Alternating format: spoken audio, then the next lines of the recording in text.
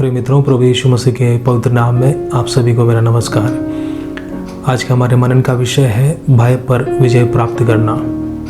प्रियो, भय हमें पंगु बना देता है। एक लकवे के रोगी को अगर हम देखें तो उसका हाथ या पैर लकवा मारा हुआ है तो वो किसी भी कार्य को कर नहीं पाता है। उसका किसी भी कार्य को करने के लिए उसे दूसरे एक व्यक्ति की सहायता की ज़रूरत पड़ती है। उसी प्रकार भय से ग्रसित व्यक्ति भी कोई भी कार्य कर नहीं पाता है। हमेशा उसे असफलताओं का सामना करना पड़ता है और साथ साथ दूसरे लोगों की मदद की उसे हमेशा ज़रूरत पड़ती है। विशेष करके हम देखते हैं कि जिनके अंदर भय है, काफ़ी चीज़ों को भी वो कर नहीं पाते या सीख भी नहीं पाते हैं। कुछ लोग दुर्घटनाओं के डर से गाड़ी चलाना सीख नहीं पाते। कुछ लोग आग के डर की वजह से खाना पकाना सीख नहीं पाते हैं। तो डर एक ऐसी चीज़ है जो हमें बिल्कुल पूर्ण रीति से हमारे अस्तित्व को ख़त्म कर देती है। लेकिन भय पर विजय पाना, डर पर विजय पाना बहुत ही ज़रूरी है। आज हम परमेश्वर के वचन से देखेंगे कि हम किस प्रकार से भय के ऊपर विजय प्राप्त कर सकते हैं। हमें मालूम है दुनिया में कई प्रकार का डर है। बीमारी का भय है, बेरोजगारी का भय है, मृत्यु का भय है, आर्थिक तंगी का भय है, बुढ़ापे का भय है, असफलताओं का भय है, हिंसा का भय है, बच्चों के बिगड़ने का भय है, दुष्टात्मा का भय है। ये विभिन्न प्रकार के भय पूरी दुनिया में हम देखते हैं और भय की वजह से कई प्रकार की बीमारियां भी हो जाती है। उनमें से कुछ बीमारियों के बारे में बताना चाहूँगा, जैसे नींद की कमी, हृदय रोग, सर दर्द, पेट का अल्सर, सर्दी जुकाम, चर्म रोग। ये बीमारियां कई बार भय की वजह से होती है करके शोधकर्ताओं ने इस बात को प्रकट किया हुआ है। लेकिन इसमें से मुक्त होने के लिए हम क्या करें? दुनिया के लोग कुछ उपाय को ढूंढते हैं। उनमें से विशेष करके इन दिनों में हमें मालूम है कोरोना महामारी की वजह से पूरी दुनिया में लोगों के हृदय के अंदर भय समाया हुआ है और इस बीमारी से ग्रसित होकर के कहीं मैं और मेरा परिवार या मेरा भविष्य नष्ट हो जाएगा, ये लोग मेरे बारे में बुरी बातों को सोचेंगे, इस सोच के साथ में काफ़ी लोग आत्महत्या कर रहे हैं। दूसरा, भय से मुक्त होने के लिए काफ़ी लोग नशीले पदार्थों का इस्तेमाल करते हैं कि हम भय को भूल जाएं। और तीसरी बात, काफ़ी लोग आने वाली परिस्थितियों को नकारते हुए, टालते हुए भय से मुक्त होने के लिए कोशिश करते हैं। और चौथी बात, यहाँ पर हम इस प्रकार से देखते हैं कि काफ़ी लोग अपने आप को व्यस्त रखते हुए भय से मुक्त होने के लिए कोशिश करते हैं। लेकिन ये चारों उपाय एक कारगर उपाय नहीं है, सही उपाय नहीं है। लेकिन परमेश्वर का वचन हमें बहुत कुछ इस रीति से सिखाता है कि हम परमेश्वर के ऊपर आश्रित होकर के हम प्रभु की सामर्थ को अनुभव करते हुए हम भय से मुक्त हो सकते हैं। आइए हम उन बातों को देखें। नीति वचन उसका पहला अध्याय उसके 33वें पद में इस प्रकार से लिखा हुआ है कि परंतु जो मेरी सुनेगा वह निडर बसा रहेगा और बेखटके सुख से रहेगा। प्रभु का वचन कहता है कि जो मेरी सुनेगा वो निडर बसा रहेगा, वो निडर होकर के बेखटके सुख से रहेगा करके प्रभु का वचन कहता है। तो प्रभु की सुनना, प्रभु के मार्ग में चलना एक मुख्य बात है। प्रभु के मार्ग में चलने वाला सुख से रहेगा करके प्रभु का वचन कहता है। प्रियो, भय परमेश्वर की ओर से एक दान है। भय हमें बुराइयों में पड़ने से बचाता है। लेकिन भय के साथ में शैतान जब झूठ मिला करके हमारे सामने प्रस्तुत करता है तो वो हमारे जीवन में कई प्रकार की दोष का कारण या कई प्रकार की मुसीबतों का कारण या पराजय का कारण बन जाता है। लेकिन परमेश्वर के पवित्र वचन में जब हम पढ़ते हैं तो दो प्रकार के भय को हम देखते हैं। पहला भय जो है प्रभु का भय जो सकारात्मक है और दूसरा भय काल्पनिक भय है जो नकारात्मक है। प्रभु का भय जो है वो हमें आशीषों की ओर लेकर के चलता है। जब हम उत्पत्ति की पुस्तक उसका 22वां अध्याय 12वें पद को जब हम देखते हैं, अब्राहम परमेश्वर का भय मानता था। अब्राहम ने परमेश्वर का भय माना, इसी वजह से उसने परमेश्वर की आशीष को भी अपने जीवन में पाया। जब हम निर्गमन की पुस्तक देखते हैं उसका पहला अध्याय उसके 20 और 21वें पद को जब हम पढ़ते हैं, वहाँ पर इस प्रकार से लिखा हुआ है कि दाइयाँ परमेश्वर का भय मानती थी। वहाँ पर हम देखते हैं 2 इब्री दाइयाँ थी मिस्र देश के अंदर। जब इस्राएली लोग बढ़ने लगे, फिरौन राजा के मन के अंदर डर आ गया। डर की वजह से फिरौन ने इब्री दाइयों को बुला करके कहा कि जब जब इब्री बच्चे पैदा हो उनको तुम जान से मार डालना। लेकिन इब्री दाइयाँ परमेश्वर का भय मानती थी, इसलिए उन्होंने परमेश्वर के पक्ष में रह करके कार्य किया। उन्होंने बच्चों को बचाया और वचन में लिखा हुआ कि उसी वजह से परमेश्वर ने उनके घर बसाए और परमेश्वर ने उनको आशीष दी करके वचन में लिखा हुआ है। इसका मतलब प्रभु का भय या प्रभु के डर में चलने से हम आशीष पाते हैं। प्रभु का डर का तात्पर्य ही यह है कि जब हम परमेश्वर की शक्ति को समझते हैं और परमेश्वर की पवित्रता को समझते हैं, उन बातों को समझ करके अपने आप को प्रभु के हाथ में जब हम समर्पित कर देते हैं कि प्रभु तू ही मेरा चलाने वाला है, सब कुछ तेरे हाथों में सुरक्षित है, इस बात को समझते हुए हम अपने आप को जब परमेश्वर के हाथ में समर्पित कर देते हैं तो प्रभु हमारे जीवन में कार्य करना आरंभ करता है। इसलिए प्रभु का भय हमेशा हमारे जीवन में आशीषों को लेकर के आता है। और दूसरा है काल्पनिक डर, काल्पनिक भय। हमें मालूम है कि माँ बाप कई बार बच्चों को सुलाने के लिए डराते हैं। माँ बाप इस प्रकार से कहते हैं कि भूत आ जाएगा, सो जा, और बच्चे डर करके एकदम से सो भी जाते हैं। और उसी प्रकार की घटना को हम परमेश्वर के वचन में भी देखते हैं। परमेश्वर के वचन में जब मत्ती की पुस्तक उसका 14वां अध्याय उसके 26वें पद को जब हम पढ़ते हैं, वहाँ इस प्रकार से लिखा हुआ है कि चेले लोग जब झील में थे, रात के चौथे पहर में यीशु उनके पास पानी पर चलता हुआ आया और यीशु को देख करके चेले डर गए और चेलों ने यीशु को इस प्रकार से कहा, यीशु को इस प्रकार से संबोधित किया कि यह भूत है। प्रियो, एक अजीब सी स्थिति है। यीशु जो साथ में हमेशा चलने वाला, अद्भुत कामों को करने वाला, इनसे प्रेम करने वाले यीशु को रात के अंधकार में जब इन्होंने देखा तो उन्होंने एकदम से काल्पनिक रीति से सोचा कि यह भूत है करके।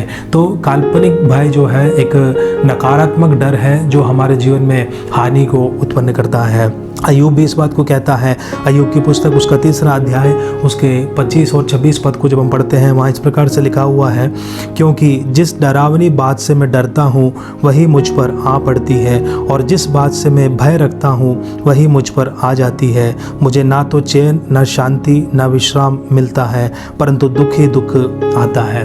अय्यूब इस प्रकार से कहता है कि मुझे बिल्कुल भी चैन नहीं है, बिल्कुल भी शांति नहीं है, और जिस बात की मैं डर के साथ कल्पना करता हूँ वही बातें मेरे जीवन में घट जाती है और इसी बेचैनी में, अशांति में मुझे अपना दिन निकालना पड़ता है।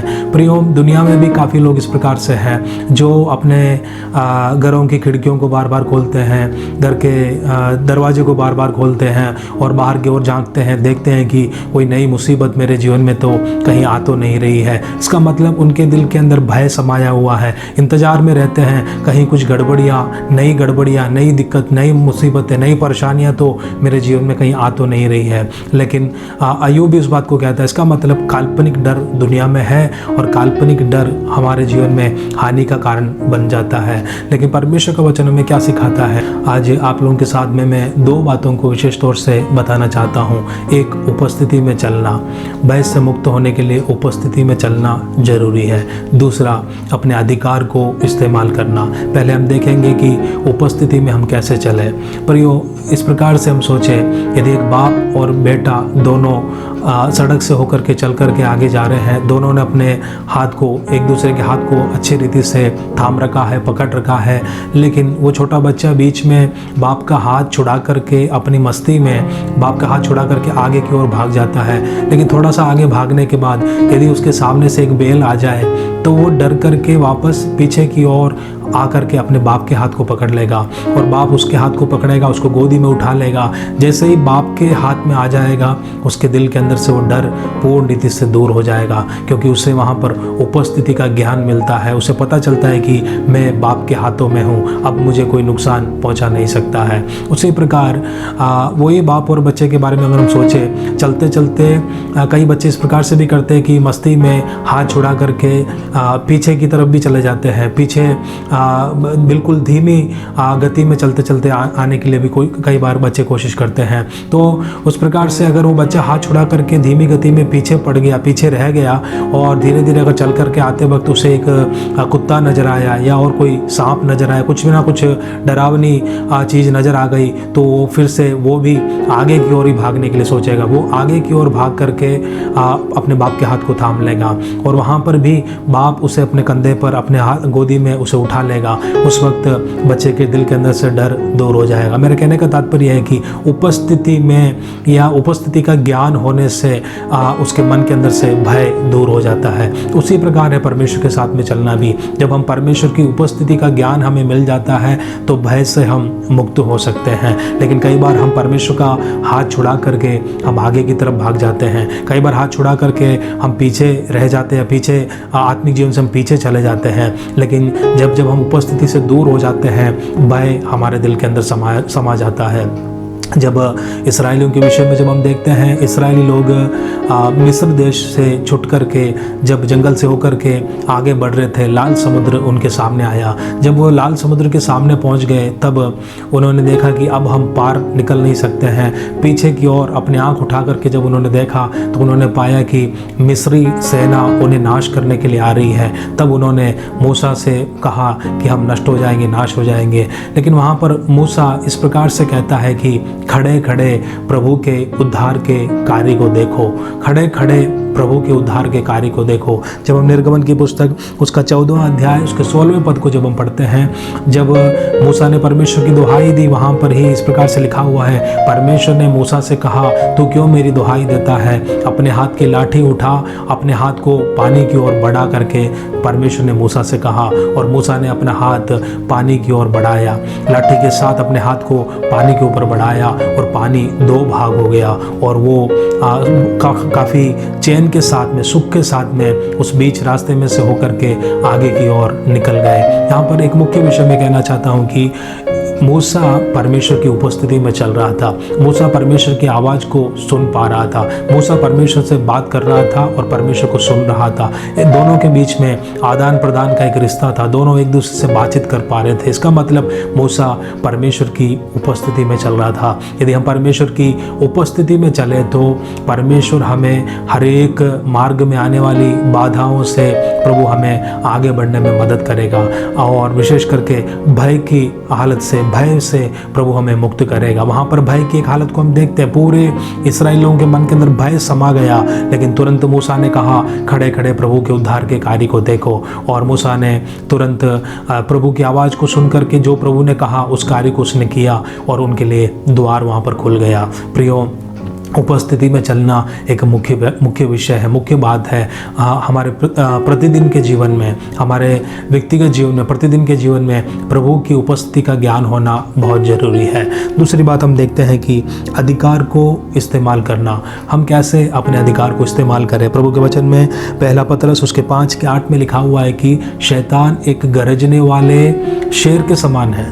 शैतान शेर है करके नहीं लिखा है, लेकिन शैतान एक गरजने वाले शेर के समान है करके प्रभु के वचन में लिखा हुआ है। हमें मालूम है काफ़ी छोटे बच्चे जब कीड़े मकोड़ों को जब देखते हैं, अगर वो कहीं पर मरे हुए पड़े हुए हैं तो बच्चे उसके ऊपर पाँव से उसको कुचलते हैं, उसके ऊपर कूदते हैं। उन्होंने उसे मारा नहीं है, वो मरे हुए पड़े हैं, लेकिन वो उस मरे हुए जंतु को अपने पाँव से बार बार कुचलते हैं और अपने आप को बहुत ही साहसी समझते हैं। दूसरों को दिखाते हैं कि मैंने इसको कुचलाया, मैंने इसको मारा। अपने शक्ति का प्रदर्शन करने के लिए इस प्रकार से करते हैं। तो वो एक मरा हुआ जानवर है, लेकिन बार बार अपने पाँव से कुचल करके प्रकट करते हैं मैंने कोई बड़ा काम किया है। तो शैतान को प्रभु ने कलवरी के क्रूस पर नाश कर दिया, नष्ट कर दिया करके प्रभु के वचन में हम पढ़ते हैं। शैतान के पास अब सामर्थ्य नहीं है, इसलिए प्रभु के वचन में पतरस में हमने देखा कि ये 1 पतरस 5:8 में इस प्रकार से लिखा हुआ है कि शैतान गरजने वाले सिंह के समान है। अब उसके पास सामर्थ्य नहीं है, वो एक छाया के समान है, उसमें कोई शक्ति नहीं है। प्रभु ने हमें अधिकार दिया है कि हम उसके ऊपर जय घोष करें। प्रियो, जब हम भजन संहिता 91 की पहली आयत में इस प्रकार से लिखा हुआ है कि जो परम प्रधान के छाए हुए स्थान में रहेगा, परम प्रधान के छाया में, परम प्रधान के साए में रहेगा। साए में या छाए में रहने वाला व्यक्ति ठिकाना पाएगा करके वहाँ पर लिखा हुआ है। छाए में रहने वाला व्यक्ति सुकून पाएगा करके वहाँ पर लिखा हुआ है। तो प्रियो, परमेश्वर की छाया में सुकून है। लेकिन दूसरी एक छाया के विषय में भी हम पढ़ते हैं। भजन संहिता 23वां अध्याय उसके 4 पद में लिखा हुआ है, दाऊद इस प्रकार से कहता है कि मौत के साए की वादी से होकर के गुजरना पड़े तो भी मैं हानि से नहीं डरूंगा। मौत की वादी के साए से होकर के गुजरना पड़े तो एक मौत की वादी है जहाँ पर काफ़ी लोग मर चुके हैं, लेकिन दाऊद कहता है मुझे यदि मौत की वादी से गुजरना पड़े तो भी मैं उस साए से, उसके छाए से मैं नहीं डरूंगा। इंग्लिश बाइबल में लिखा हुआ है कि valley of shadow of death करके लिखा हुआ है। ये एक ऐसी तराई है जहाँ पर मौत की छाया दिखाई देती है, लेकिन दाऊद कहता है मैं उस छाया से नहीं डरता, मौत की छाया से मैं नहीं डरता, क्योंकि मेरा परमेश्वर मेरे साथ में है। भजन संहिता 91 में हमने देखा, वहाँ पर भजनकार इस प्रकार से कहता है कि जो परम प्रधान के छाये में चलता है। यदि हम प्रभु के छाये में चल रहे हैं तो हमें मृत्यु की छाया से या अन्य किसी भी चीज़ की छाया से हमें डरने की ज़रूरत नहीं है। शैतान भी एक छाया के समान है, उसकी सामर्थ को प्रभु ने नष्ट कर दिया, उसकी सामर्थ को प्रभु ने ख़त्म कर दिया। प्रभु ने हमें उसके ऊपर अधिकार दिया है। जब हम प्रभु के वचन में लूका उसका 10वां अध्याय उसके 19वें पद को पढ़ते हैं, वहाँ इस प्रकार से लिखा हुआ है कि प्रभु ने हमें सांपों और बिच्छुओं को कुचलने का अधिकार दिया है। सांपों और बिच्छुओं को कुचलने का अधिकार दिया है। प्रियो, प्रभु ने हमें अधिकार दिया है। यदि हम उपस्थिति में चल रहे हैं तो हम अपने अधिकार को भी इस्तेमाल कर सकते हैं। मूसा उपस्थिति में चल रहा था, इसी वजह से हमने निर्गमन उसके 14 उसके 16वें पद में पढ़ा कि प्रभु ने मूसा से कहा अब लाठी के साथ अपना हाथ पानी की ओर बढ़ा। मूसा ने उस अधिकार को इस्तेमाल किया। यदि हम उपस्थिति में चल रहे हैं तो हम अपने अधिकार को भी इस्तेमाल कर सकते हैं। लेकिन काफ़ी लोग उपस्थिति में नहीं चलते, सिर्फ अधिकार को इस्तेमाल करने के लिए कोशिश करते हैं। बिना उपस्थिति में चले हम अधिकार को इस्तेमाल करने के लिए कोशिश करें तो हमारे उस बोले जाने वाले शब्द में कोई सामर्थ्य नहीं है या हमारे विचारों में कोई सामर्थ्य नहीं है और उसके द्वारा हमें सफलता भी नहीं मिल सकती है। लेकिन उपस्थिति में चलते हुए यदि हम अधिकार को इस्तेमाल करें तो प्रभु की सामर्थ को हम देख पाएंगे। प्रभु सामर्थ्य रीति से हमारे जीवन में कार्य करेगा। इसलिए मैं व्यक्ति रीति से कहना चाहता हूं कि भय से मुक्त होने के लिए हम उपस्थिति में चलने वाले हो जाए और भय से मुक्त होने के लिए हम अपने अधिकारों को हम इस्तेमाल करने वाले हो जाए। प्रभु हमसे काफ़ी प्यार करने वाला एक प्रभु है, प्रभु हमसे प्रेम करने वाला एक प्रभु है। जब हम प्रभु के वचन में पहला पत्रस 2 का 25वां पद हम पढ़ते हैं, वहाँ पर इस प्रकार से लिखा हुआ है, पहले तुम भटकी हुई भेड़ों के समान थे, लेकिन अब तुम अपने प्राणों के अध्यक्ष के पास, अब तुम अपने प्राणों के चरवाहे के पास आ चुके हो। इसका मतलब पहले हम भटकी हुई भेड़ों के समान थे, पहले हमारा कोई चरवाहा नहीं था, पहले हम बिल्कुल बर्बादी में, नाश में, नष्ट में थे, डर में थे, भय में थे, अशांति में थे। लेकिन पत्रस इस प्रकार से कहता है कि पहले तुम भटकी हुई भेड़ों के समान थे, लेकिन तुम अभी अपने प्राणों के अध्यक्ष के पास, अपने प्राणों के चरवाहे के पास आ गए हो। इसका मतलब यह है कि जब परमेश्वर हमारे प्राण का चरवाहा है तो हमें किसी भी बात से हमें डरने की ज़रूरत नहीं है। जब यूहन्ना 20वां अध्याय उसके 19वें पद को जब हम पढ़ते हैं, वहाँ इस प्रकार से लिखा हुआ है, सप्ताह के पहले दिन चेले लोग डर के मारे, यहूदियों के डर के मारे बंद कमरे में जब बैठे हुए थे, यीशु मसीह उनके सामने प्रकट हुआ। जब यीशु मसीह उनके सामने प्रकट हुआ, उनसे यीशु मसीह ने इस प्रकार से कहा, तुम्हें शांति मिले। इसका मतलब यह है कि यीशु को मालूम था ये डर के मारे बैठे हुए हैं, लेकिन यीशु ने उनके बीच में प्रकट होकर के उनसे कहा, तुम्हें शांति मिले। प्रिय मित्रों, आपसे प्रेम करने वाला, मुझसे प्रेम करने वाला, हमसे प्रेम करने वाला, हमारे प्राणों का रखवाला, हमारे प्राणों का चरवाहा, हमारे प्राणों का अध्यक्ष अगर हमारे साथ में है तो हमें किसी भी बात से हमें डरने की ज़रूरत नहीं है। आज इस वचन को सुनने के द्वारा आपके हृदय के अंदर से भय दूर होने पाए। भय से मुक्त होने के लिए आप 2 कार्य करें। पहला, आप उपस्थिति में जीवन बिताने के लिए प्रयत्न करें। दूसरा, आप अपने अधिकार को इस्तेमाल करें। इस प्रकार से प्रभु आपको भय से मुक्त होने के लिए मदद करेगा। भय प्रभु की ओर से दान है ताकि हम बुराई से, गंदगी से बच जाए, लेकिन वो सकारात्मक भय है। लेकिन नकारात्मक भय हमारे जीवन में आने नहीं पाए। हम मनुष्य हैं, मनुष्य होने के नाते कई बार काल्पनिक बातें हमारे दिमाग के अंदर चलती रहती, हम कल्पना करते रहते। जिस प्रकार अय्यूब ने भी कहा, हम कल्पना करते रहते हैं, लेकिन कल्पना करते करते कहीं हम मुसीबतों में ना पड़ जाए। हमें प्रभु बुरे विचारों से मुक्त करे, डर से प्रभु मुक्त करे। उसके लिए ज़रूरी है कि हम उपस्थिति में चलते हुए, प्रभु पर आश्रित होते हुए, अपने आप को प्रभु के हाथों में समर्पित करते हुए प्रभु की शक्ति को अपने अंदर हम महसूस करने वाले हो जाए। जब भय आ जाता है तो भय की वजह से प्रभु की ओर से बहने वाला, हमारे दिल के अंदर बहने वाला जो सामर्थ है, प्रभु की ओर से आने वाला जो शक्ति का जो सोता है, वो हमारे अंदर कट जाता है, कट ऑफ हो जाता है, और उसकी वजह से हम और ज़्यादा प्रभु से दूर हो जाते हैं। लेकिन जब हम प्रभु की छाया में चलते हैं, प्रभु के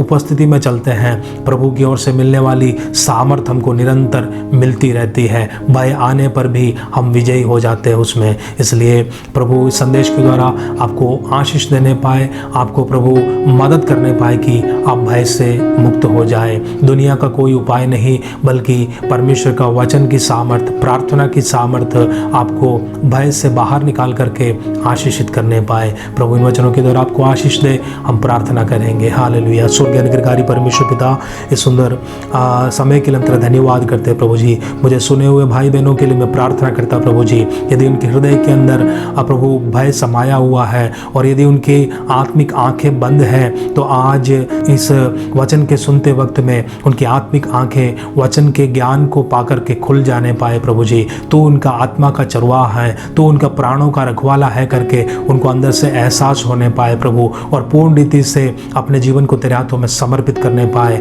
और विशेष करके प्रभु तेरी उपस्थिति में चलने के लिए और अपने अधिकार को इस्तेमाल करने के लिए तू उन्हें सहायता और मदद कर। ये वचन उनके जीवन के लिए आशीष का कारण बनने पाए, छुटकारे का कारण बनने पाए, और तेरे नाम की महिमा प्रकट होने पाए प्रभु। सारी आदर महिमा तुझे मिलने पाए, यीशु के नाम से मांगते हैं, आमीन।